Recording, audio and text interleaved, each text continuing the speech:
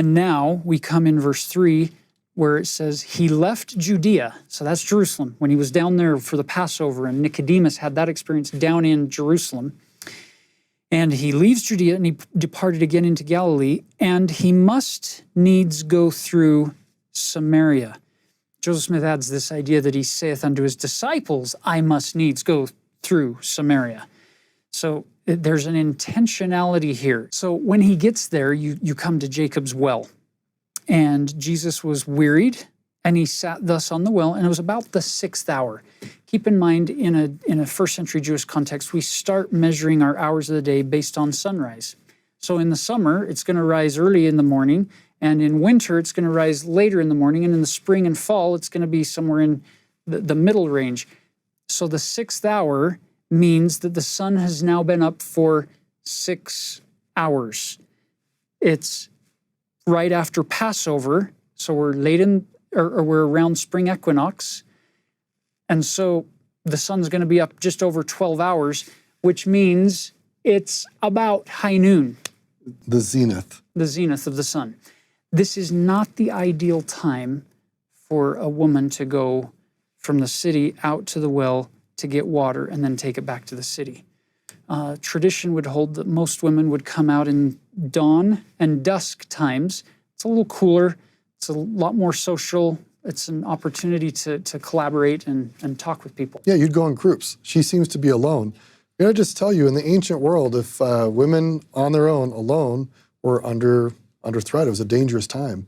And so this woman is kind of taking her life into her own hands, going out in the middle of the day. And again, it's high noon, means we have all this light compared to Nicodemus, where it was at night, and he's confused. Here we have a woman who gets it. She recognizes Jesus. She sees his identity. She can't contain herself. I just love how this ends. This is great. I'm going to go tell everybody. I'm getting ahead of myself too, because I just love how the story ends. But this is great. So let's set the stage for that incredible outcome. Jesus puts himself in a position where it's going to be exceptionally awkward for her, getting her out of her comfort zone. He sat thus on the well. So he's right at the opening of this well. She can't help but come really close to him to draw her water. And as she comes, Jesus saith unto her, give me to drink. And at this point, she's going to give the cultural response, because his disciples have gone to the city, so it's just him and her. A very uncomfortable, awkward cultural setting for her. Even today, it'd be awkward. And verse 9 says, then saith the woman of Samaria unto him, how is it that thou, being a Jew, askest drink of me, which am a woman of Samaria, for the Jews have no dealings with the Samaritans? Can you notice how she starts with this interaction? The first way she refers to him is as a Jew. And if a Samaritan is saying that, this is not going to be a term of endearment or a title of respect. They do not like each other. And so Jesus' response is, if thou knewest the gift of God and who it is that saith to thee, give me to drink, thou wouldst have asked of him, and he would have given thee living water. Living water is moving water. It's alive. A well is the total opposite of that. It's dead water. It's buried. You have to get it out of the ground to bring it to light. So the woman saith unto him, Sir. So notice this progression right before your very eyes, watching this woman interact with Jesus. Sir, thou hast nothing to draw with, and the well is deep. From whence then hast thou that living water? You've told me you're going to give me this living water? If I ask, well, how are you going to get it? You're clearly not greater than our father Jacob, who gave us this well. If only she knew at this point to whom she was speaking, right? Jesus answered and said, whosoever drinketh of this water shall thirst again. You'll notice, as a latter-day reader of this text, hearkening back to what he told Nicodemus, the difference between things of the flesh versus things of the spirit. Look, if you drink this water, you're going to get thirsty again. But if you drink the water I offer you, you'll never thirst anymore. And he tells her that. Whosoever drinketh of the water that I shall give him shall never thirst, but the water that I shall give him shall be in him a well of water springing up into everlasting life. I just have kind of like my heart goes out to this woman. For many cultures and in many centuries, particularly in the biblical world, it was often the woman's job to go get the water. And you got to think about this. Water is very, very heavy. You take a gallon of water and carry it around for a little while, your arm is going to be pretty sore. And whatever way you have of carrying that water is also going to add to the weight. And typically water was not easily accessible. So we don't know how far away the well is from the city. It could be a couple of blocks, maybe half a mile. And so she's going back and forth, taking care of her family with all the water. Think about all the water you use every day in your life. And then ask yourself, would I be happy to go catch that gallon by gallon out of a well and carry it back and forth? And so immediately, in her natural state, what does she want? Verse 15, the woman saith unto him, Sir, give me this water that I thirst not, neither come hither to draw. So she seems to be saying, I would love to be able to overcome this challenge of every day having to draw this water. And I want to point out, for those of us who live in the modern day, the miracle of having easily accessible fresh water in overabundance, we don't usually think about it unless there's a drought. For them, it was an everyday reality they had to think about water. We almost never do. But then the story gets even more pointed. Yeah, did you notice how up to this point Jesus has been trying to get her to ask? It's as if he needs her to use her agency to allow him to then give her more of his gospel, more of his teachings. And so he's been setting this up, and finally she did it. Finally she asked, Sir, give me of this water. And so Jesus' response is, Go call thy husband and come hither. And then can you picture the look on his face as he's waiting for her response? She says, I have no husband. And Jesus said unto her, Thou hast well said, I have no husband. For thou hast had 5 husbands, and he whom thou now hast is not thy husband. In that saidst thou truly. But there's a problem here. This is very awkward for this woman in this setting. I perceive that thou art a prophet, at which point I don't know whether she's changing the subject or whether she's saying, whoa, I've got a prophet on my hands. Maybe I can ask one of my deepest heartfelt questions of this man, or a combination of all of that. I don't know. She says, Our fathers worshipped in this mountain, and you say that in Jerusalem is the place where men ought to worship. And I love verse 21. Jesus saith unto her, Woman, believe me, the hour cometh when ye shall neither in this mountain nor yet at Jerusalem worship the Father. Ye worship ye know not what. We know what we worship, for salvation is of the Jews. So he's making a very powerful declarative statement here that the Jews down in Jerusalem with the temple and the rights of authority, they have the rights for this worship. But then he goes on to say, But the hour cometh and now is when true worshipers shall worship the Father in spirit and in truth, for the Father seeketh such to worship him.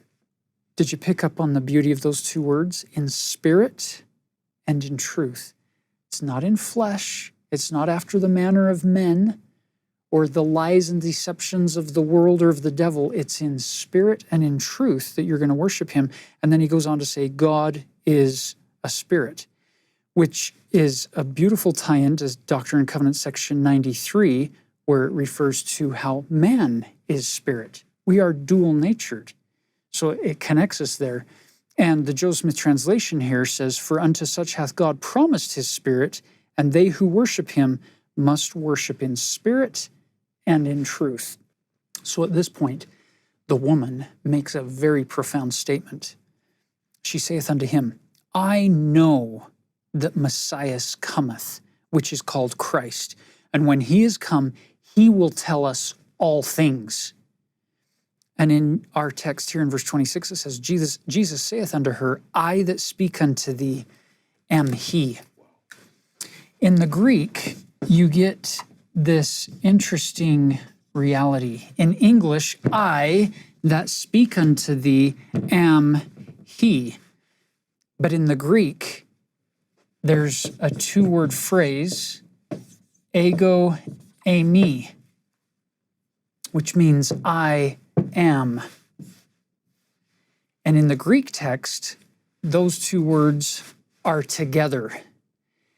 What he basically said to her, she just said, when the Messiah comes, when the Christ comes, he'll tell us all things. And what Jesus just said to her is, ego eimi. I am the Christ. It's the unspoken name. You're not supposed to use this name, Yahweh. He's referring to himself as the ultimate great I am. But the I and the am are separated in English. So in your own scriptures, you may want to connect them again, because that's how they come to us in John's Greek text. So think about that for a minute.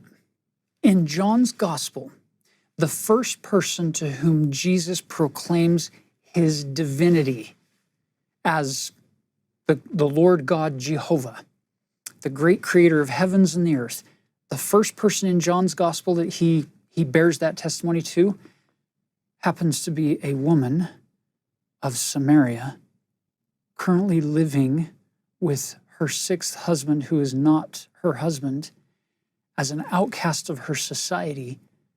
She would be a nobody in their culture. And Jesus went out of his way to find her. That gives me hope.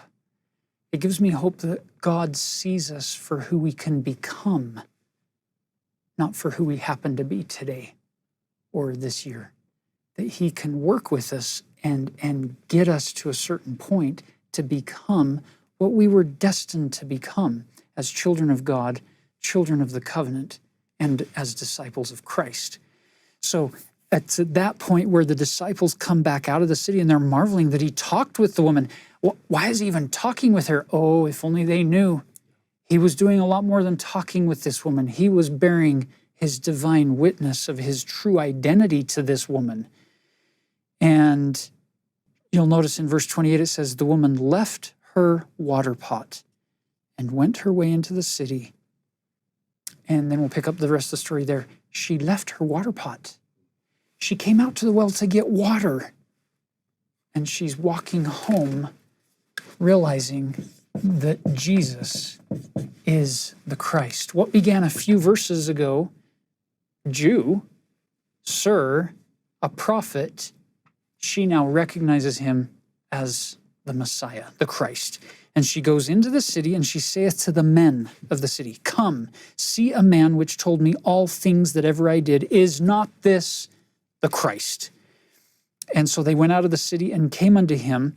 She becomes his first missionary, in essence, among the Samaritans. And he's going to spend days with them and teach them. And they're going to believe and have marvelous experiences with Jesus sharing his gospel with them. Yeah, verse 39 gives this beautiful summary. And many of the Samaritans of that city believed on him for the saying of the woman, which testified, he told me all that ever I did. Such a simple witness. You have to understand the ancient world, in the ancient Israelite world, women, their testimony was not allowed in court. And here John is saying, this woman's testimony convinced all these men. So it's all this upending of expectations. So we have to ask ourselves in our time, is Jesus working with me in ways that are unexpected? Does he work through other people that perhaps is unexpected? And to share messages with me that maybe I'm not expecting. Now, Jesus does lots of expected things, but one of the beautiful messages is God will work his work. It'll be marvelous and wondrous, and he will often use people that we perhaps hadn't expected to share with us and to convince us and to teach us and testify. And this unnamed woman of Samaria, we have no idea who she is. And she plays this core role of helping all of us thousands of years later seeing the identity of Jesus. We get to vicariously be with her and watch as she learns that Jesus is not only a Jew or a man or a sir or just a prophet. He is the Christ who gives all of us living water. In verse 41, it says, and many more believed because of his own word. I love this idea that this woman becomes this planter of the seeds. Her testimony, many believed on him because of her testimony alone, but many more believed because of their interaction directly with Christ. When they get to interact with him and feel of his power, it changes them. And verse 42 said unto the woman, now we believe, not because of thy saying, for we have heard him ourselves, and know that this is indeed the Christ, the Savior of the world. Can I be so bold as to suggest that that is the ultimate desire of every leader in the church, from the very highest positions down to the very simplest callings, is to invite people to come unto Christ so that they can say, I believe, not just because you told me to, but because I've heard him for myself. I have experienced the power, the love, the mercy, and the grace of Jesus Christ myself. You no longer need to convince me of anything.